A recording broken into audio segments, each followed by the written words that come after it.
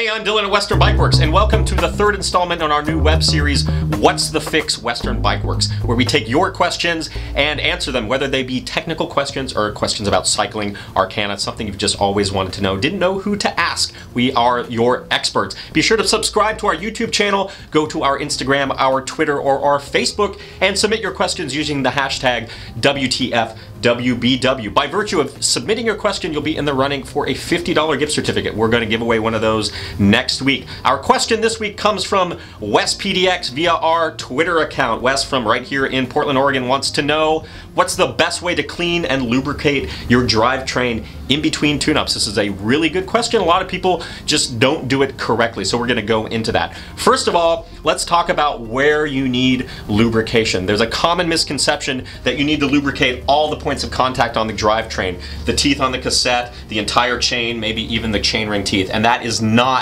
correct. You only need lubrication where the rollers and the pins on the chain are making contact. So this interface right here, if you were to take apart a chain, you'd see it's comprised of rollers, these plates, and then pins that hold everything together. And it's that friction point between the rollers and the pins that you need to lubricate. If you see that there's lubrication on the plates of the chain, not only is that wasting lubrication, but that's serving as a magnet to attract grit and dirt, and that's going to accelerate the wear of the drivetrain. So you only need lubrication at that point right there. So what we're going to do is we're going to use the lubrication to actually clean the chain. I'm not a huge fan of those aggressive solvents, in particular something like this. This is a park chain cleaner where you submerge the chain in a pretty aggressive solvent and then you run the chain through there. Why I'm not a fan of that is because those solvents will get deep inside the inner workings of the chain where those pins and those rollers come together, dissolve the factory applied lubrication, and you're never going to be able to get lubrication deep into the chain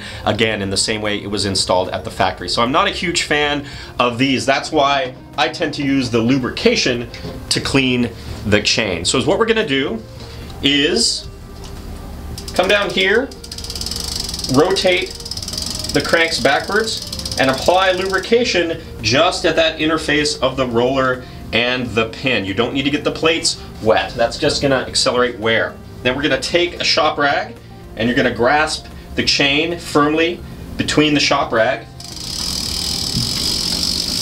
and roll that backwards. And what we're doing is I'm applying pressure on the top of the chain and on the side plates of the chain to really get things as clean as possible.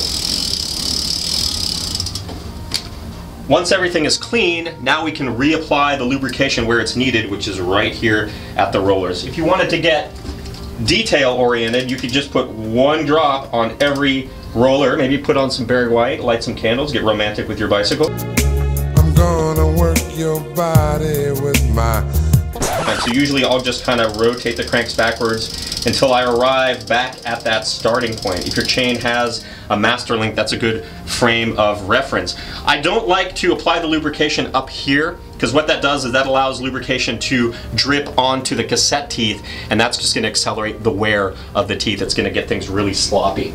Now we're going to clean off the excess lubrication. After things have kind of soaked in a little bit, we want to make sure there's not excess lubrication on the side plates of the chain. So I'm going to grasp the chain between the shop rag at the side plates, rotate the cranks backwards, and remove any excess lubrication.